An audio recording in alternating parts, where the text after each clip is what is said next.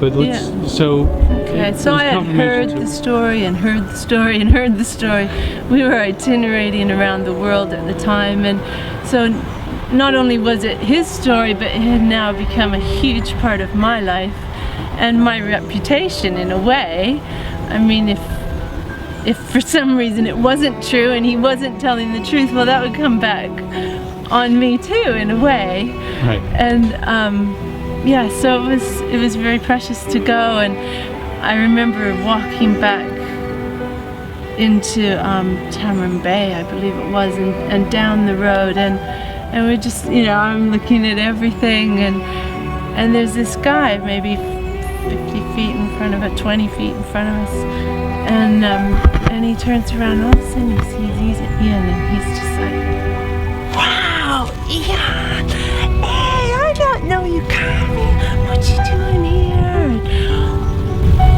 I'm just standing there thinking, no way, God, you know, and then out of his mouth just starts spilling. I remember that night, and we were out, and just all his side of the story starts spilling out spontaneous before my eyes. And this was, who is this? This is Danielle, who was the security guard at the hotel where the taxi driver had dumped him, basically pushed him out of the car, and he'd been the one who'd run out and carried him in, and in fact called the ambulance.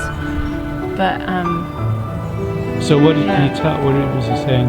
Yeah, he was just recounting, remembering the night, remembering finding him out, crawling along in front of the wall, carrying him in, sitting him down next to the swimming pool where all the Chinese guys were, and how he'd gone off and rung the ambulance, and just it arriving, and I think it even swooped in and didn't see, and he had to sprint down the road to call it back. Right. And I think how Simone... And you know, it just all lined up with the story that I had always heard. So I just thought, God, you are so amazing to do that spontaneously for me, almost. If for nobody else, I saw it, and it just totally reinforced and proved to me that, it was true. And I think he also then explained how Danielle said how Simone had then arrived, of course, with the other diver, who I found out later to be called Ten, and they then followed me up the next day to the hospital. And so it was amazing just to see Danielle again, and for him to remember it after 12 years and to begin to speak that, as Jane said, spontaneously to us. And it was.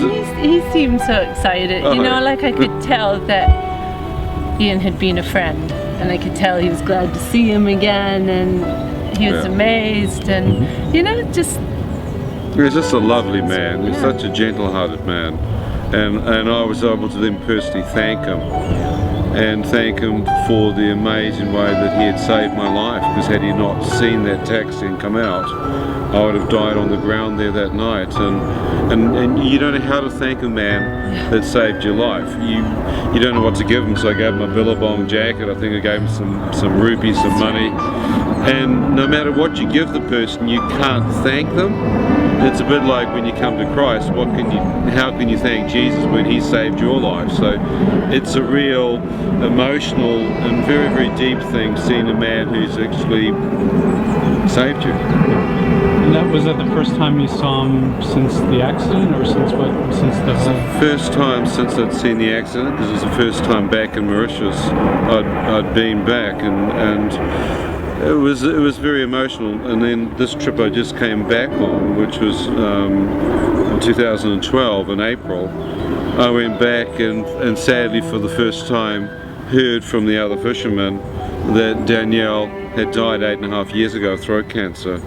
But what was exciting is that Roger Thévenot, one of the Christian French guys there, one of the families that lived in Tamarind for years, Roger said to me, said, Ian, Danielle gave his heart to the Lord and he got baptized, was attending one of the local churches, Pentecostal churches.